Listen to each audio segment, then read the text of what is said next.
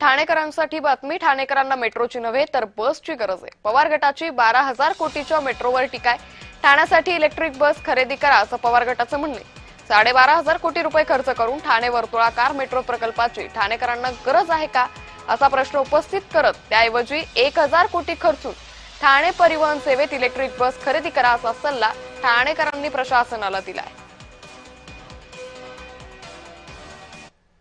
3 signal cross करायला मला अर्धा तास जातो आणि त्या रस्त्याच्या मध्यभागी तुम्ही परत खणणार आहात.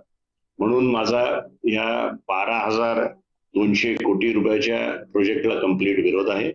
माझं म्हणणं आहे की त्यापैकी 1,000 कोटी जर तुम्ही परिवहनला दिले आणि बस सेवा अगदी इलेक्ट्रिक बस सेवा जरी चालू केली तरी त्याचा फायदा या ठाणेकर नागरिकांना होईल. आपल्याला किती मेट्रो आवश्यक आहेत, आपल्याला किती बिल्डिंगी आवश्यक आहेत, किती प्रकारच्या इमारती या नव्याने झाल्या पाहिजेत, त्या कशा प्रकारच्या झाल्या पाहिजेत, अशा प्रकारचा कुठलाही विचार न करता सर्वच रस्त्यावरती आपण कुठल्याही रस्त्यावरती गेलात तर आपल्याला बांधकाम चालू असलेलं दिसतंय आणि मोठे मोठे मिक्सर हे रस्त्यावरती म्हणजे जवळजवळ एखाद्या ठिकाणी मिक्सर दिसणं ही त्या सर्व रस्त्याच्या पर्यावरणाची हानी करायला सुरुवात झाली असं म्हणायला लागेल, इतकं त्याचं प्रमाण वाढलेलं आहे.